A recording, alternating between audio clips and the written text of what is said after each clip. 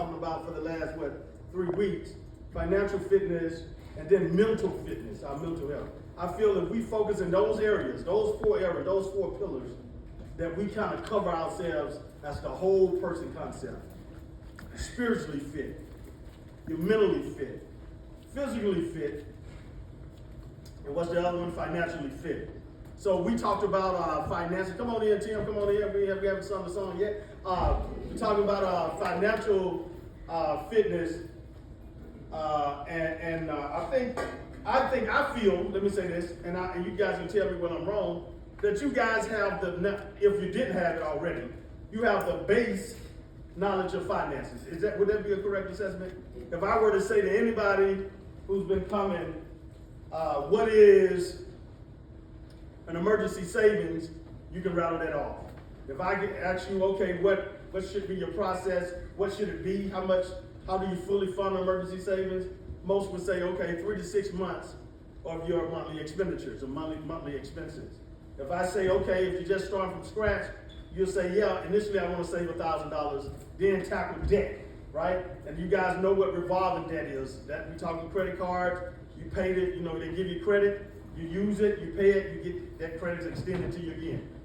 Okay? And we talk about installment debt, just like your car note, your house note. You pay a fixed payment installment. We talk about open credit. Hey, I got a light bill, gas bill, water bill, phone bill. I pay all that in full every month, and then they extend me more service, right?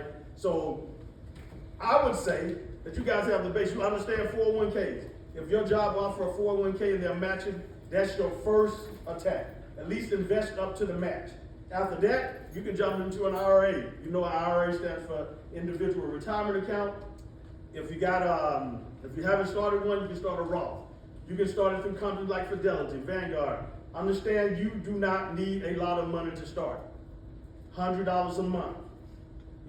Boom. It adds up fast because of compound interest, right? We talked a little bit about that. So I'm pretty certain that you guys understand finance. You understand credit, and credit is as good as a what? College degree. So a credit, and the highest you can get is what? 850. 850 is just what we're talking about, and that's all based on paying your bills on time, right? So that's the type of thing we want to focus on. I kind of told you we kind of segued into buying a house, right? And the steps to buying a house. How many of you guys feel we didn't get in depth, but how many kind of understand the process, right? Hey, I see a house I want. First thing I'm looking at is my budget, even in savings and paying off debt. How much I got coming in, how much I'm paying out, be it on rent, mortgage, car note, all that stuff, and that tells me how much I can save. Once I get these credit cards knocked out, I can save some money, right? But I'm gonna get my emergency savings built up so that, hey, if something come up, I don't have to go swiping the credit card. But we talked about paying your bills on time, because when you get ready to make major purchases like cars and houses, you need credit, right? Unless you just got it like that, and you can roll in and drop 25, 30, 40, 50, 200, $300,000. More times than not, we can come up with a down payment, and that's what we talked about after we got that debt paid off. That's what we're saving toward, right? A down payment. We get that down payment, and from there, we start, hey, I got this house.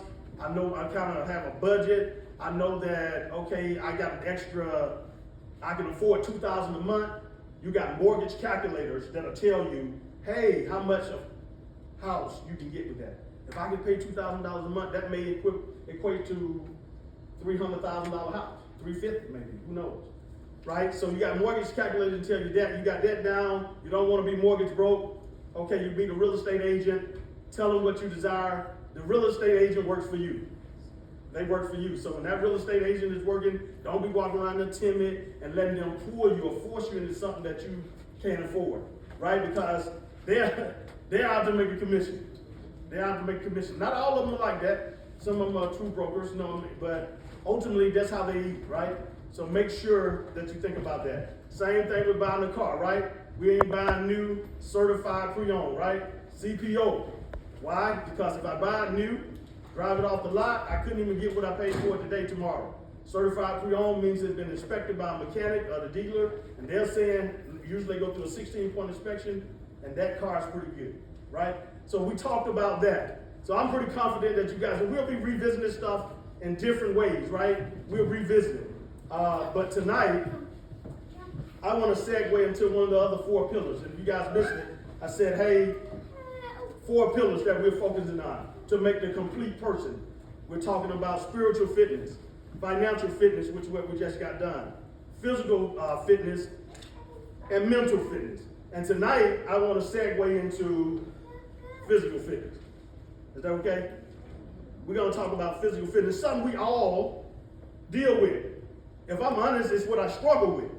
Now, I've been in the military 30 years, and every 6 months we had a test. Had to run 1.5 miles, so in so many minutes. You have to do as many push-ups you can do in 2 minutes, and as many sit-ups in 2 minutes. And they had a chart that says, hey, if you don't get this amount, then you either pass, or if you fail, and if you fail twice, 2 consecutive times in a row, they would kick you out. 19 years in, 17 years in. So we operated under that type of pressure in the military. That's the main thing. That's probably the difference between the military and the civilian sector. We operated on a different type of pressure. Out here, a youngster go smoke some weed, their job may suspend them. In the military, you get kicked out. You get kicked out if you take a prescription medication. A chief that worked for me, 18, almost 19 years in, has back spasm. They prescribed him muscle relaxers. He would take them, and he had a bunch of it, and so he would take it as needed. The muscle relaxers expired. He hadn't had a back spasm in a while. He had this spasm and he's locked up. We're at sea, can't hardly walk. He rushes to his quarters and he gets a muscle relaxer. We take a urinalysis. Urinalysis in the military are not announced. We call it Operation Golden Flow. They will lock the ship down and you can't walk off there until you get a badge showing that you've provided a sample. They have a sample. They do that, he pops on the urinalysis because it's a controlled substance. They ask you if you're on medication to write it next to it. He wrote, it's all just a muscle relaxer. They said, okay, bring it to us. And the muscle relaxer had expired maybe just a couple months. They nearly kicked him out. I had to go to the captain and really, really speak up for him. You know, to use one of my silver bullets like it was an accident, captain. But they had him on the wire. 5 kids he had, ready to kick him out. So that's the type of thing we operated on. That's just an example. But okay, tonight I want to talk physical fitness. And the reason physical fitness is important, what do you think? Right, healthy life. And we're going to talk about what we're going to get into first. So physical fitness is the practice of caring for our bodies from a biblical standpoint that God gave us so that we can serve him. That's simple, isn't it? And then we not only serve him, but others, and fulfill our purpose with strength and energy. Now, for our readers, we're going to see what the Bible says about physical fitness, and then we're going to segue and we're going to do some plain talk about why it's important, what we can do. It's all, I like to eat. How many of you like to eat? How many of you find that eating is your struggle? I get a sweet tooth at night, the wrong time. And I always been a sucker for Snicker bars. And Sabrina will pick them up for some reason, I don't know why. and then I like the Snicker bars with those barbecue twists.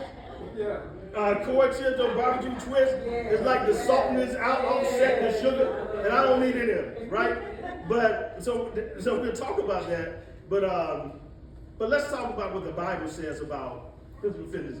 1 Corinthians 6, 19 through 20 for our readers. 1 Corinthians 6, 19 through 20. And let's dissect that and then we're going to move. 1 Corinthians chapter 6, verse 19. What? Know ye not that your body is the temple of the Holy Ghost, which is in you, which ye have of God, and ye are not your own? Verse 20. For ye are bought with a price. Therefore glorify God in your body and in your spirit, which are God's. New Living Translation. Don't you realize that your body is the temple of the Holy Spirit, who lives in you and was given to you by God? You do not belong to yourself. Verse 20. For God bought you with a high price, so you must honor God with your body. Message Bible. Or didn't you realize that your body is a sacred place, the place of the Holy Spirit? Don't you see that you can't live however you please, squandering what God paid such a high price for? The physical part of you is not some piece of property belonging to the spiritual part of you. Verse 20, God owns the whole works, so let people see God in and through your body. That's pretty plain, isn't it? Taking care of our bodies through exercise, rest, proper nutrition is a form of worship and stewardship. It's a form of worship and stewardship. Now let's break this down from the King James Version perspective. Do you not know that your body is a temple of the Holy Spirit? This is Paul talking.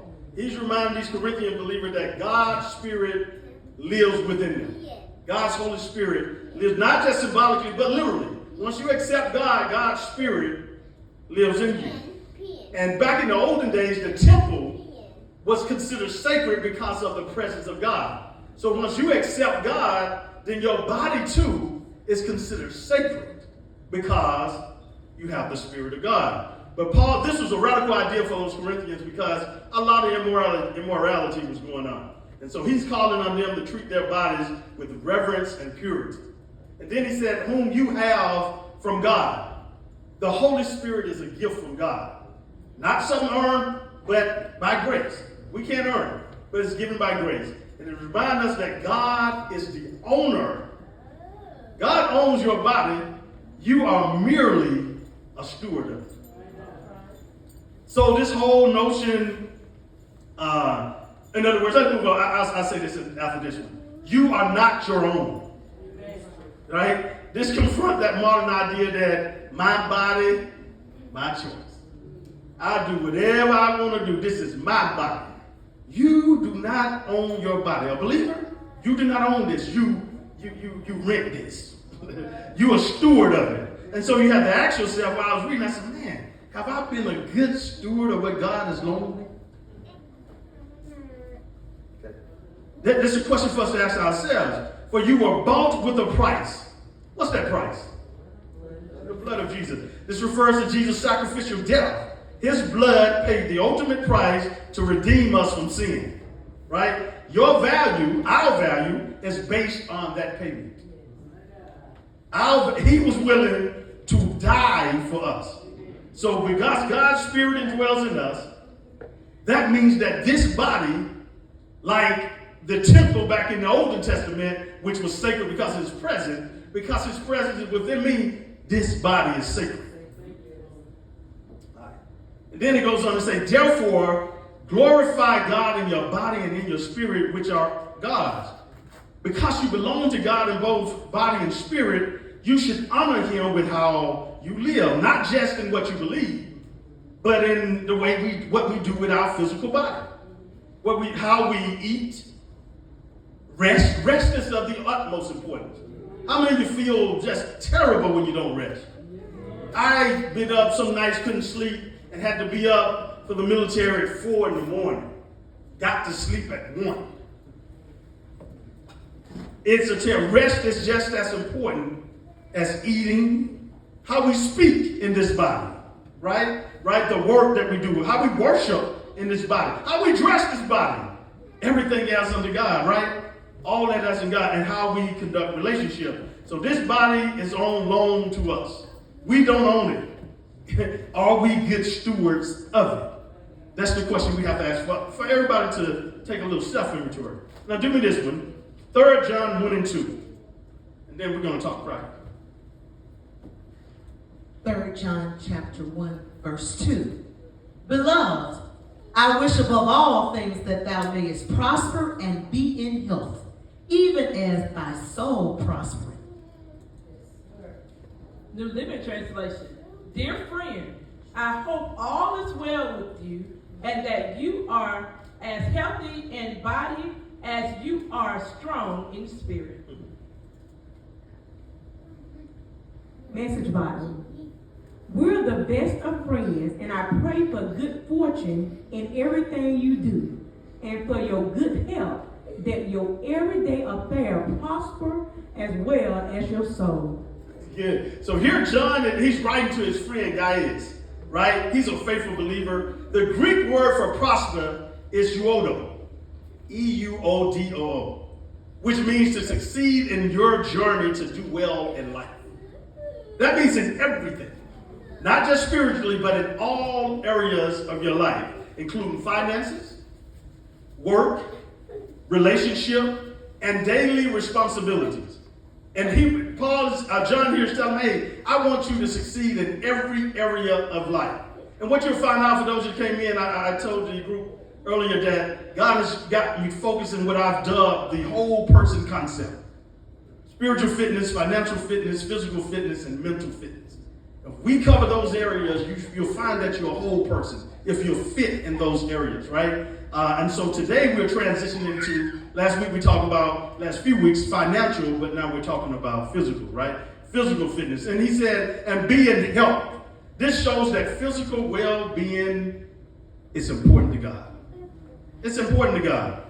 John didn't say just to Gaius by his spiritual strength. He's talking about his physical health also. So it's like a balance between body and soul. I want you to be physically fit, and I also want you to be physically fit, right? So physical fitness in a traditional sense is a state of health and well-being that allow us to perform our daily tasks, our work, recreational activity, energy, and without excessive fatigue. How many get tired? Why, when you get older, your body changes. And the things that you usually could do, you don't do it, you can't do anymore. Just from living, your joints kind of wear. How many have? I used to lift a lot of weight. Lots of weight. And now my joints tell the story. Right before I came here, right before I retired, I was in the gym doing dips. And I heard pop. And I was like, ah. And I'm used to hurting, straining muscles and stuff like that. But this wouldn't get well. It swelled up like a big fluid was in it. So I went to the doctor and I fractured my elbow. Literally fractured, just from doing body weight dips. I had fractured it, and that was come wear and tear over the years. They didn't do no surgery in no time. They said it healed, and it's better now. But I couldn't move it, couldn't do anything. I couldn't even roll over on it. You know what I mean? So your physical fitness, make sure you're taking care of your body. In that case, I probably had done a little too much. But physical fitness, we're talking excessive fatigue. Physical fitness involves proper function of the body systems. And there are 5 components to physical fitness. Cardiovascular endurance. What's that? The ability of your heart and lungs to supply oxygen to your body during sustained physical activity. Give me an example of sustained physical activity where your heart and your lungs are working. Running, swimming, cycling. That's cardiovascular activity. How about muscular strength? That's another element of physical strength. So we got cardiovascular and we got muscular strength. What's that? Give me an example of it. Lifting weights. How about push-ups, right? The amount of force a muscle or a group of muscles can exert in a single effort. That's the second part of fitness, right? How about the third thing, muscular endurance? What does that mean?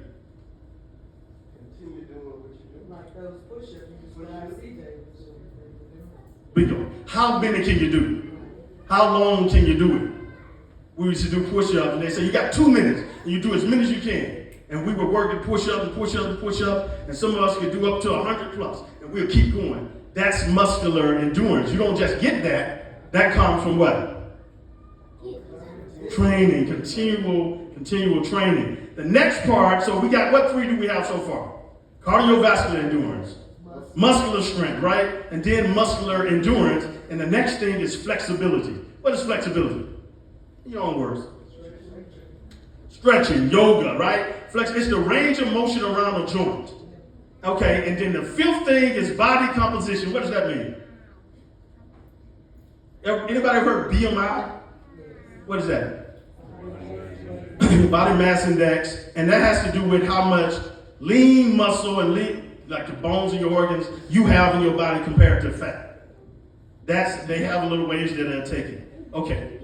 So we know that God is serious about us being physically fit. He wants us spiritually fit, but he wants our bodies right too. He wants us to be able, there are certain people that they work all their lives, and just when things get good, their health fails.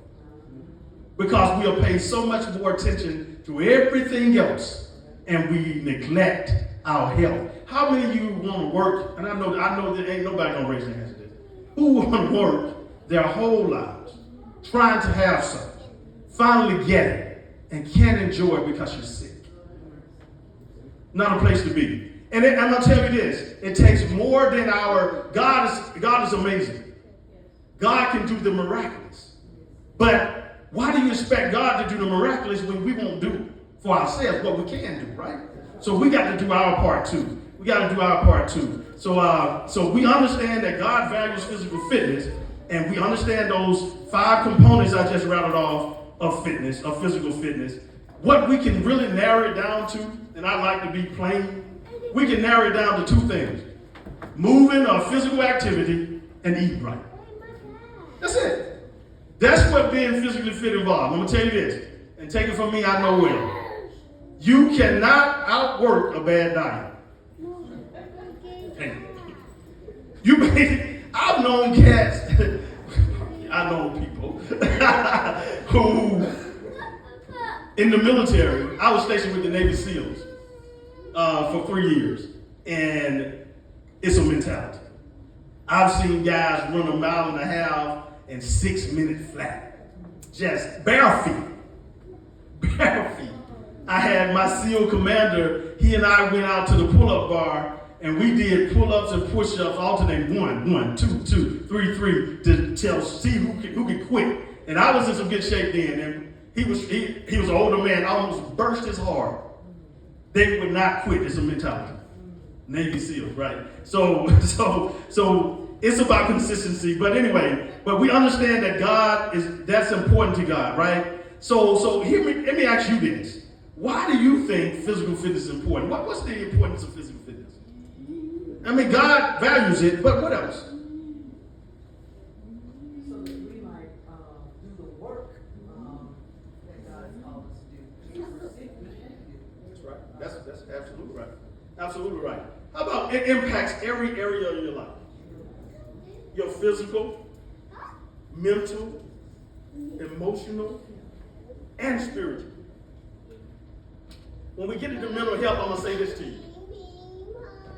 If you feel bad about yourself, all I want you to do is lose 5 pounds. If you lose 5 pounds, I get you to 10, and I'll change the whole way you think. You see what I mean by that interconnected?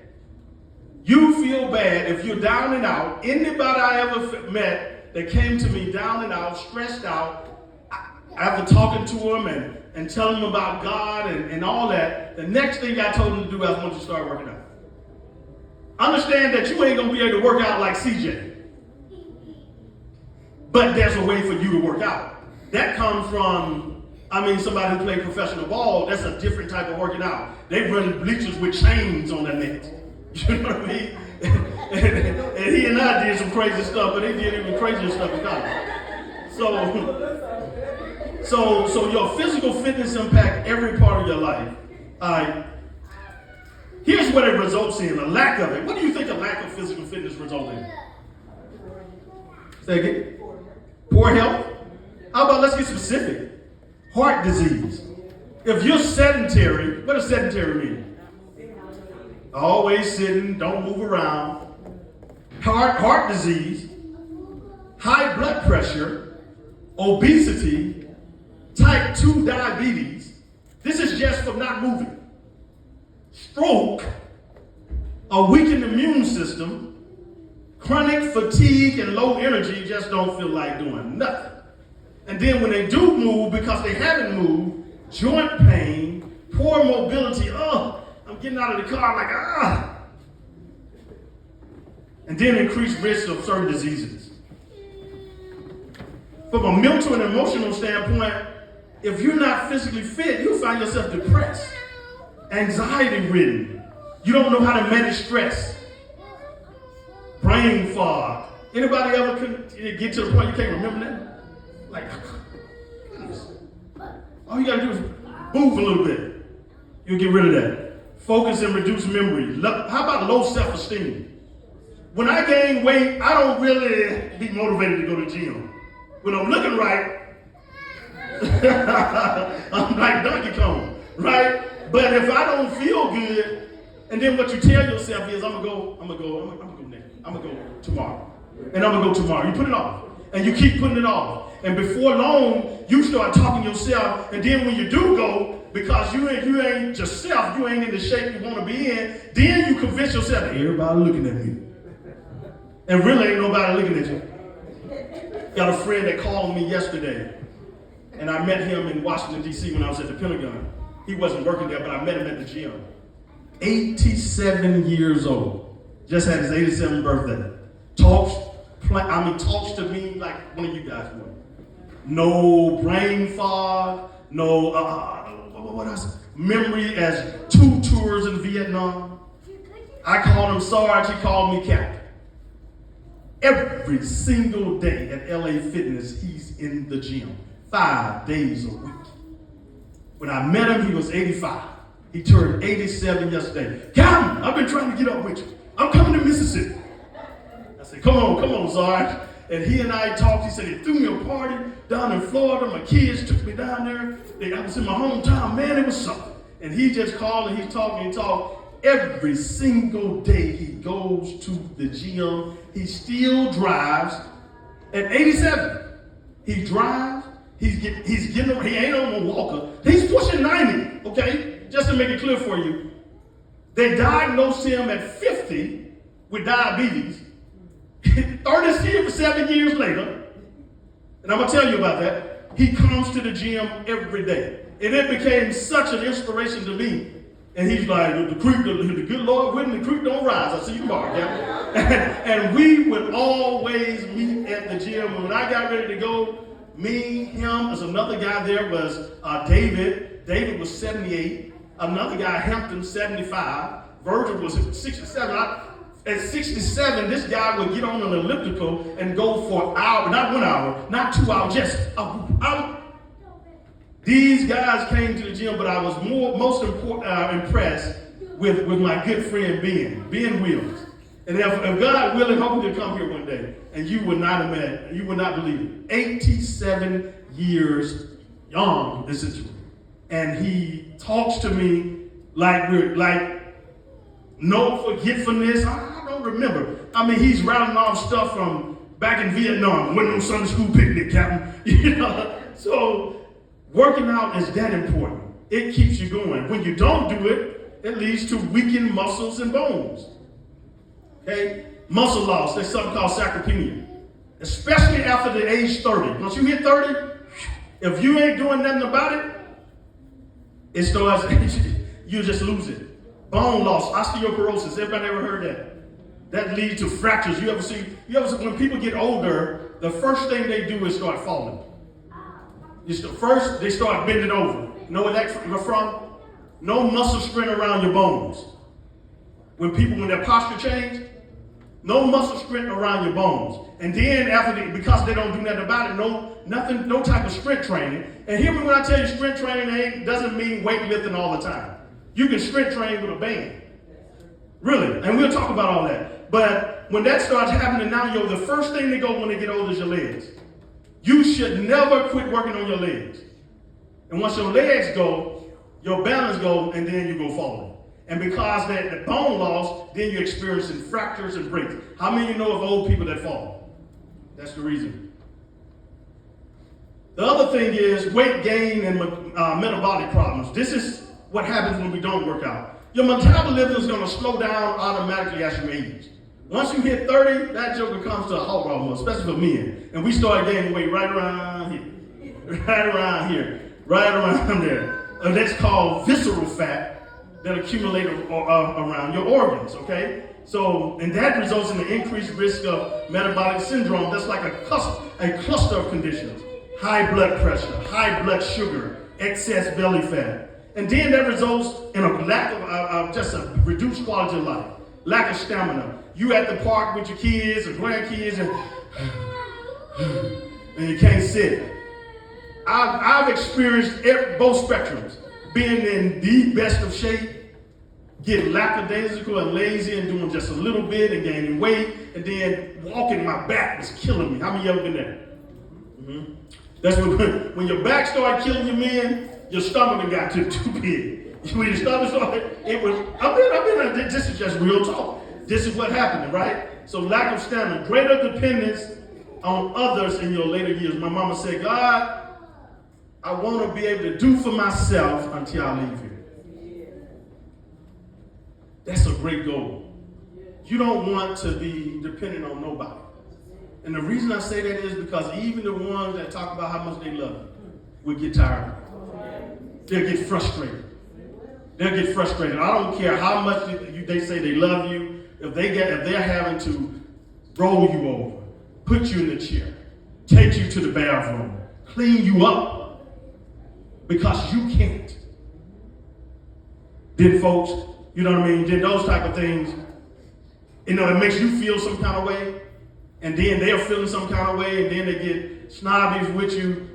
God, let me live in a way that I can do for myself until I leave here. Okay, so then that results in missed opportunity to engage with family, ministry, and community. Once you gain weight, you become self-conscious. A lot of people do. You don't want to go shopping. Let me talk about me. I do not want to go shopping when I know I'm carrying excess weight. I do not want a closet full of clothes that's bigger than what I know I can be. And so I'll be like, nah, I'm cool. I ain't going shopping. I don't want to be in no store when I'm not the best version of myself. So that let us know why we can do something about it. We're going to talk about that. What's the spiritual impact, though? A physically weakened body, Elder Holmes kind of alluded to it, it weakens and hinders service to God and others. We can't do nothing. We can't go out and witness. We can't go and do for God and others if we're not able, if I'm hurting every time I move, if I'm, that sort of thing. Fatigue, illness, mental fog, we talked about that. God calls us, and we already talked about it, to be steward of our bodies. They do not belong to her. They do not belong to us. Neglecting physical fitness invite preventable suffering. Preventable. Physically, emotionally, spiritually. But here's the good news. Small choices to simply move and nourish and care for your body can restore your health and vitality. So, it ain't all doom and gloom. You can do something about it. I don't care how old you are. This body is amazing. Your body's made to heal itself. It really is. God created the fruits and the herbs. He said the fruits are good for food over in Ezekiel, but the herbs are good for healing. So all this stuff is about, we can do something about it. So I want to talk, what can we do about it, right? We already talked about what happens as a result of it, and I know everybody's like, Lord, have mercy. Let's talk about what we can do about it. Tell me the number one physical activity you can do to reverse all that stuff we talked about. Walking. Walking is the number one physical activity that you can do in the world. The number one. Why? It's easy on your joints, low impact. It's accessible, no equipment needed. I don't have to go to the gym to do it. And let me tell you this, I told my mama this. Your body doesn't know where it is. You can walk up and down your house. Your body doesn't, I got to be outside. I got to be on the track. No, you don't. You can walk up and down your house. And then if you got some stairs, even better. Go on and huff and puff up there 1 or 2 times. You know what I mean? You're getting that heart rate going, you're pumping. Okay, so walking, it doesn't matter where you are. The cardiovascular benefits, it improves your heart and your circulation. Just walking. Mental health boost. It reduces stress, anxiety, and depression. If ever you're dealing with stress, anxiety, and depression, I challenge you to do one thing. Exercise. Oh my goodness. I'm talking about I've been in some stressful situations. But when I was dealing with that, I went to the gym. Or I exercised at home. Exercise. it can get that stress off you. It supports weight management.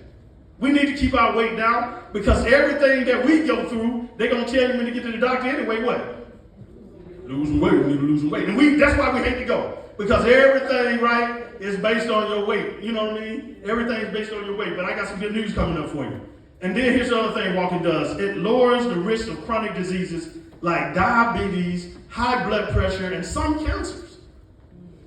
Walking. Simply walking. Okay? The other thing you want to do, remember I told you, so walking is going to get your heart right. That's your cardiovascular. Walking, you can walk in place. Sure. Lady, get with Lady Verdell. Around that track. Man, she went out to walk a youngster. Whoosh, we go. She gonna have her jeans on, she gonna be stressed about this stuff. She got her jeans on, she gonna be getting it, boy. But anyway, so the next part of it is a thing that we have to do from a standpoint, it's called it's strength training, right? Strength training, and let me say this about this walking, brisk walking. Any type of walking is good. It gets you moving, but if you walk briskly, like kind of fast, oh man, the things that it does for your body, and you only need 30 minutes. And if 30 minutes is too much, build yourself up. Start off with 10. Start off with 15. Get up to 20. And once you hit 30, you've done what the Heart Association said you need to do per day. They want you to get 150 minutes of exercise per week. If you do 30 minutes 5 days a week, you've hit that target. 30 minutes of walking. Go around a track. That's plenty of track. That's one at the hospital. That's one over here. That's what I used to deal with when I was over here. But that's the sort of thing you want to do, right? So the other thing that corresponds with physical fitness, the cardiovascular piece, is strength training. Strength training. Now that requires no equipment. You can do it anywhere too. Or you can go to the gym and do weights. You don't have to do that. All fitness level can do strength training. You can use your body to do strength training. It builds total body strength. Your core. When we say core, what are we talking about? This is your stomach, your core. This is your core. Core of your body, right? Your legs. You know what that is. Your arms, your chest, your back. Improves coordination, flexibility, and balance. How many of you, when you're feeling good and you're in good shape, you look at yourself in the mirror? Y'all know when you feel good and you're feeling good about yourself, and men, you stand up there looking at your shoulders and chest. Women, I don't know why y'all look behind you, but that's probably what that's what y'all do. The mirror is right here, but y'all still haven't figured that one out, but okay. It's low cost, high benefit, right? You don't need a gym, right? It reduces injury and natural range of motion, okay? Reduce injury and natural range of motion. So, what can I suggest? What can you do? What can you do as it relates to strength training? What can you do that doesn't require you to go to a gym? Because some of us don't have a gym, and then some of us that get the gym membership, we don't use it no way, right? So I'm gonna have CJ. You need the mat, CJ? You get? Okay, you don't need the mat. I'm gonna have CJ demonstrate some things that you can do, that we can do. Simple things that you can do with your body to strength train. Now we already talked about the number one cardiovascular thing is what? Oh, so you heard me. She opened her mouth like, wouldn't that come up? Like, I don't want to be wrong, no, what's that time? Walking. The number one cardiovascular thing you're going to do is walk. How many of y'all would commit to walking at least 3 times a week for me? How many commit to that? Get you 30 minutes, 3 times a week. Let me make it simple for you. You don't have to do it all at once if that's hard on you. Yeah, I know your knees feel some kind of way. I know your back feels some kind of way. Is your elbow crisp? Listen, if you walk 5 minutes, stop and rest. Let me break 30 minutes down for you. You get up in the morning before you eat, do 10 minutes. Just walk. Okay? After you eat your lunch, do 10 minutes. And after you eat dinner, do 10 minutes. And the fact that you're doing it after you eat does wonders for your blood sugar. Oh my goodness. Every time you eat, your blood sugar spikes. All of us, every black person here is predisposed to high blood pressure. We're the number one racial ethnic group when it comes to high blood pressure. 50+% of women, 50+% of men, black, deal with high blood pressure. They call it the silent killer. Walking, if you walk at specific times, hey, Verdell, you watch it now, you might pre-diabetes here. How many of you heard that? Probably don't, you ain't got to raise your hand. But if you walk right after you eat, specifically lunch and dinner, just 10 minutes, breaking your 30 minutes up. Call me and tell me what the doctor said. It's just that important. Okay, the first exercise that you can do, and this targets your chest, shoulders, and your core, and your triceps. That's the back of your arm, the tricep. It's push-up. Show me. So this is a regular push-up. For you youngsters, give me the regular one. For the youngsters, this is a push-up. Just do me one. That's a push-up. Good, CJ. Now stay there. I can't do that. I can't do that. Stay. I feel like I'm training you again. I can't do that. I want you to do it from your knees this time. I can't do the regular push-up, but y'all young bucks, y'all should be able to do that, right? But some people, hey, I'm older now, I can't do that. This, go to your knees, show that. Yes, kind of walk it out. That's not easy, believe it or not. That's a push-up. Some people say, girl, push-up, whatever. No. That's a hard push-up. I can't do that. Just bring your arms in and just let your arms go down. Right there, just no, don't stretch out much. Go back and break your arms back so. Right, and just press it. Bend your break. Right there. That right there. If you take, that's the easiest one, the easiest version you do. There's 3 different versions you can do. Did everybody see that? Do it again. The third one? Okay, do each one again. So a full pull-up, full push-up. Go, CJ. Full push-up is this.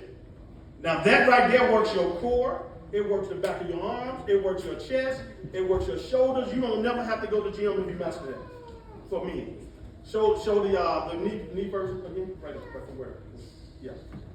That's good. That's the easiest one to do. As you stretch your arm out further while you're on your knees, it gets harder. That makes sense? So that's upper body strength. Okay, stand up. Okay, the next thing you do, he went to the gym. Did you go to the gym today? Okay, I did too. But you're younger than me. Okay, all right, the next for your core, for your legs, right? Body weight squat, short squat. You get your feet shoulder width apart and squat, CJ. That's it. All you gotta do. I can't do that because my balance is no good. Find you something right here, CJ. Like hold your hands on here. Yeah, and squat. You see that? All you gotta do is that. Grab your chair at home and squat. That's it. And do as many as you can. If you can do 10, so be it. That's probably the only exercise you need for your lower body. My mama does it at 73 this week. And she does it and she go down and she come up, look Chris, and she come up with no hands, you know what I mean? And that's what you want to do. At that age, you want to be there. But if you're not there, what happens is grab something you can hold on to for your balance. Your balance will come. You'll get stronger. Your legs will get stronger. Do that, and that will carry you a long way. Okay, CJ, one more. This is a lunge. Show me a lunge real quick. Just a lunge. Just right across it. This is a lunge. Go. Right. Okay. So bring it to right. Just step forward, CJ. Not the reverse lunge, but the straight lunge. Straight lunge. Yeah. That's a lunge. That right there works your legs, and that works balance. And that's a functional move because you have to bend down. If your knees are bad, don't go forward, step backwards. So, reverse lunge. See how you step back instead of forward? If your knees are bad and you do that, grab something, step back. No, go down as low as you can go. Right? Okay. Now that covers your leg. Push-ups hit your upper body. And then there's another one that you can do. CJ, can you show a plank real quick? For your core. This is for your core. Anybody ever heard planks? Okay, that's a plank. Just show you. You drop to your forearms, yep. You get on your toes, and that's a plank. If you can do that and hold it for a second, that will strengthen all of this. Even if you can't hold it but 5 seconds. Work up to, we had to, in the military, they transitioned to it, we had to hold it 3 minutes. At least 3 minutes to get your core. Okay, and then the last one, CJ, a dip. Maybe use that step there. Yeah, sure. This, you may not be able to do this because push-ups hit your tricep, but for you youngsters, this is a dip. This works the back of your arms and your shoulders. That is called a bench dip. You can get a chair and do it. That makes sense? Bring your knees up if you can. Bring your knees all the way up. Right. Bring it back right there. If you can't, if you stretch your legs out, it's harder. Here you can use your legs to help you, right? So make sure you do it that way. Okay, so of those exercises, the most important, the push-up, the squat, even with assistance, and the plank. Even if you can't put your feet all the way out with the plank, rest on your elbows. Just stretch out and rest on your elbow. But that type of movement would do wonders for your body, right? Now, once you master those exercises with just body weight, you can add resistance to them. You can add weights on, you can drop weights on either side, dumbbells, and you can squat. You can push-ups, just, hey, do as many as you can. Push-ups will change your whole upper body, youngsters. It will. If you can do a push-up and you master push-up and you keep going, the changes that it'll make are phenomenal. Okay, thanks, CJ. African Americans are disproportionately, they suffer from high blood pressure, high cholesterol, and diabetes. If you ever go to the doctor, they're going to tell you they're cousins. African Americans disproportionately suffer from this, more than any other race. High blood pressure, high cholesterol, and diabetes, high blood sugar. As a result of our genetic makeup, they said that we are salt sensitive, predisposed to being salt sensitive. And that kind of works on our blood pressure. That's what studies suggest. Right? And so lifestyle factors, systemic inequities, access to health care. A lot of them didn't go to doctor, couldn't go to doctor, didn't have insurance. All that stuff mattered, right? So we have the highest high blood pressure in the world. And when it comes to high cholesterol, treatment and control is less consistent in our community, right? Lack of early detection contributes to heart disease. Can't go to doctor, don't have insurance, don't want to make this bill. So we do not know when we're dealing with stuff. We do not know. I share this story personally. I'm in Africa, and the air is dirty. Dirty. And I would get up in the morning, I'd run, me and my friend of mine, we'd do 4 miles, and we'll lift weights in the evening.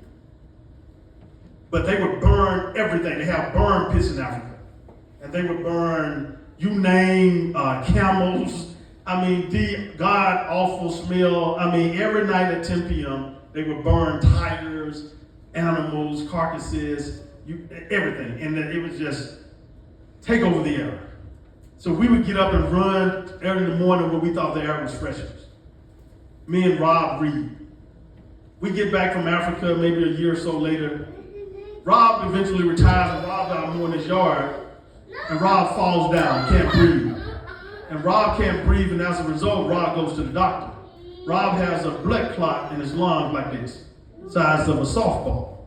2, doc says, hey, if you hadn't came in, you would have died. They have something in California called the Agent Warrior Test exam. You go to the doctor, it's a free thing. They'll do a CAT scan of your whole body to see whether anything was going on. The only people who knew about it was white people. And I was a department head, and all the rest of the department heads were white.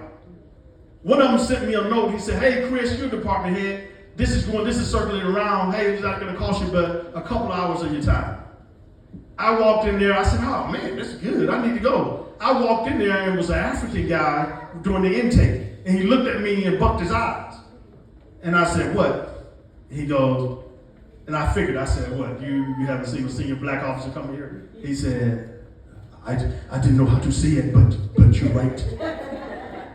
He said, it's always the black guys. I mean, the white guys. Everybody, he said, this stuff has been going on for a couple of years. I said, man, we had no clue. He said, it's been going on a couple of years, and all the white guys are coming. Their blood pressure sometimes is just 1 point above. Their cholesterol, just 1 point above. And they're in here, and they're getting the free CAT scan and everything. I said, well, I'm here. And I started telling every black person I knew, you know what I mean, but I'm there. They do a CAT scan. He said, hey, do you smoke? I was like, no, I don't smoke. I said, I never smoke. He said, okay, well, we see something on your lungs. He said, there's some spots on your lungs. I'm like, what? And no, right as you know, I went back to work like sick almost. Like, what? He said, yeah, you see these things here? That's a little bit more than we like to see. And so they look like calcified, whatever. And I'm thinking, he said, these are nodules on your lung. And so for 4 years, they watched me. I had to go in every year to get examined to make sure that they didn't become cancerous. So I'm like, and I thought, and I put it 2 and 2 together. I said it was that dirty air we was breathing over in Africa. I wasn't having the symptoms of anything. Just heard about an exam that was going on because a white guy told me about it and went over there. Otherwise, I would have never known. And I say that to impress upon you the importance of going to the doctor. I think we online, Elder Rice talked about it on Evening Glory. Medicine and doctors are not competing with God. God give us doctors, and we pray that we get the right type of doctor with godly wisdom, right, to assist us. But sometimes if you don't know what's wrong with you, you don't know how to treat it. You don't. So an older man said this to me, your birthday gift to yourself every year should be a checkup. Every single year on your birthday, right before it, shortly on it, shortly after, you should be going to the doctor to get your blood work done. You should be going to the doctor to get your blood work done. Because we are dying from high blood pressure, blood sugar, this and that. But why did I pick physical fitness to focus on today? Now, we'll give you a stat. A person with chronic disease, high blood pressure, high cholesterol, high blood sugar, who exercises regularly, outlives a person without chronic disease who's sedentary. Did you know that? A person with chronic disease, high blood pressure, high cholesterol, high blood sugar, who exercises regularly will outlive a person without those conditions who doesn't exercise. That's how important your walking and those squats and those modified push-ups or the regular push-ups and those lunges are. I heard a white guy say, a doctor. So I started researching. And yes, it's true. Studies have shown, this is my research came up. Studies have shown that people with conditions like diabetes, heart disease, or obesity who exercise consistently live longer, have better quality of life, experience fewer complications, and often need less medication than a person who with not those diseases who does nothing. Moving, ladies and gentlemen. Moving. So what? The doctor said, you got high blood pressure. The doctor said you got high cholesterol. The doctor said you have high blood sugar. If you move, you would outlive a person without those conditions. Is that not good news? I go to the gym. I've been to the gym today. I was in the gym yesterday. I was in the gym Monday. I go to the gym. Might not look like it, but I go every day. Don't I agree? Every day. You want to catch me about sometimes 8, sometimes 9, 10, around that time, I'm going to the gym. And there ain't many youngsters, I challenge them. They couldn't touch me in the gym. CJ can't even hardly keep up with me. I drop him off on my own at 45. Okay, wait. He know I can go though. But anyway, a person, for example, this is an example that was in the study. A person with type 2 diabetes who walks briskly for 30 minutes a day can drastically lower their risk of stroke, kidney failure, and early death. Just a brisk 30-minute walk. How many of you motivated now? To live.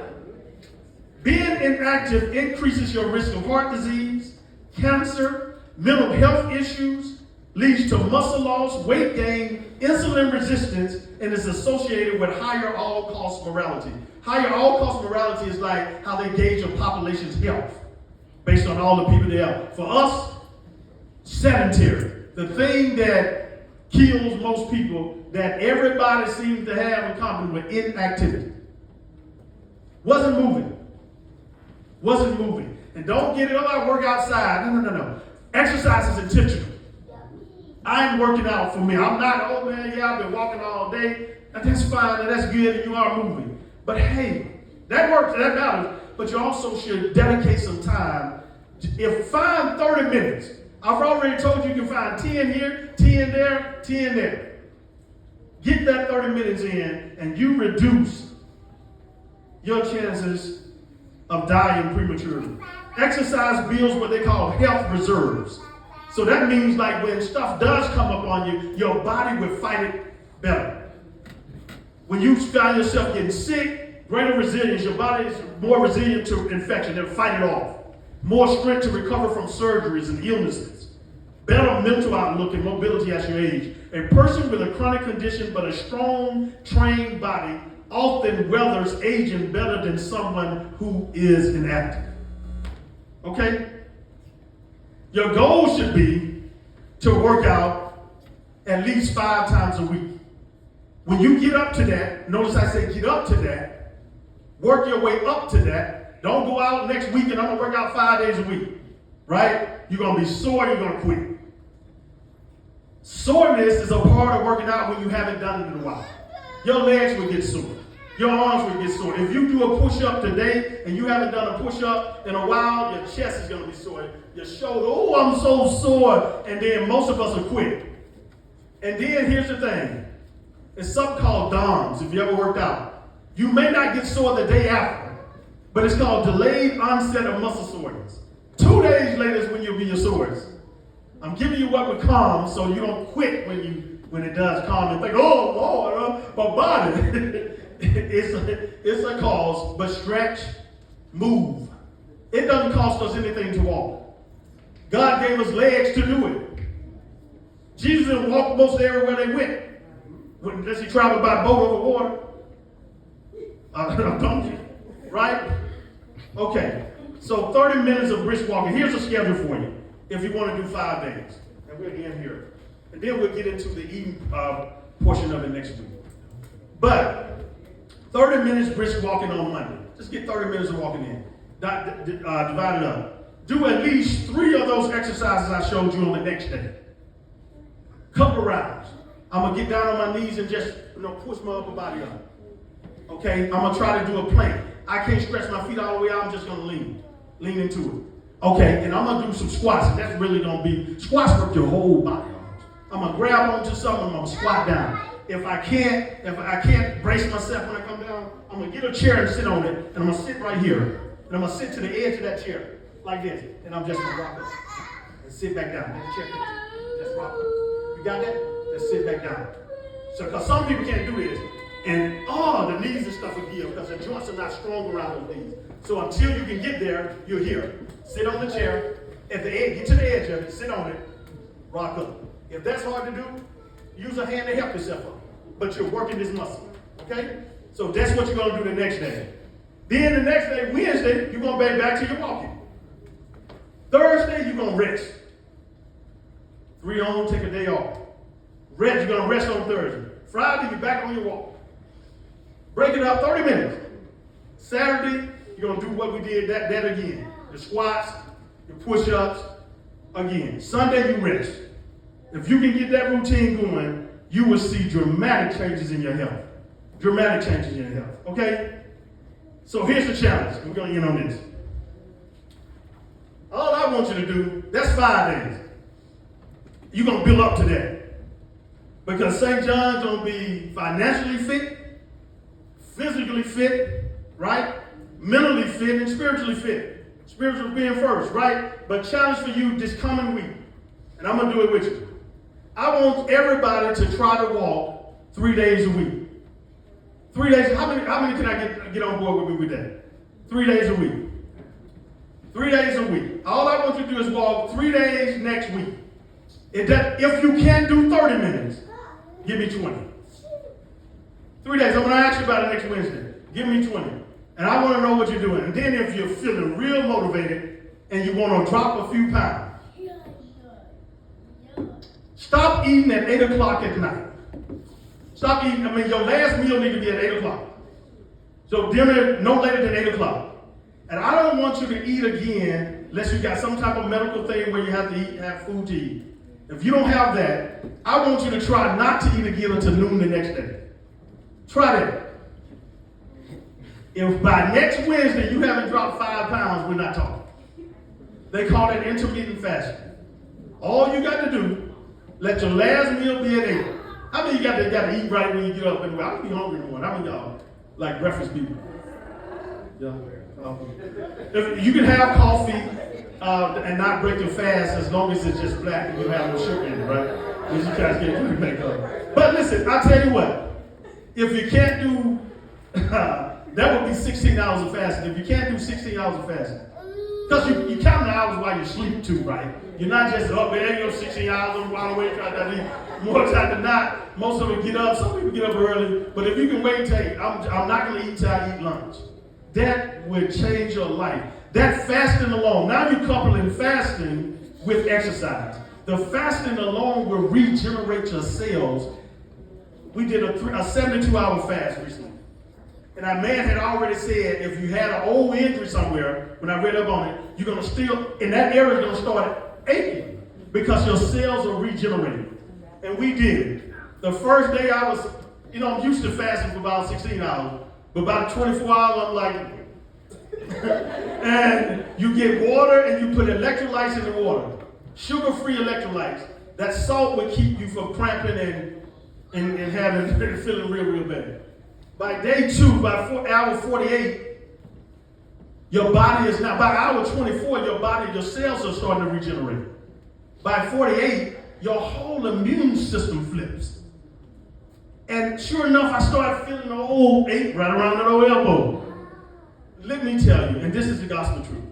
72 hours, we broke the fast. You don't break the fast with no heavy food, by the way. You need something soft, something light.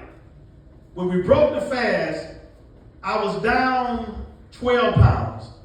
5 days later, I just kept doing, I was eating normally, but I was doing intermittent fasting. 17 pounds in less than 2 weeks. Okay. That wasn't the only thing. I didn't have an ache in my body. More times than not, what we're eating, and especially sugar, move it close. Come on, Tim. Especially sugar causes inflammation in your body, and that's what hurts you.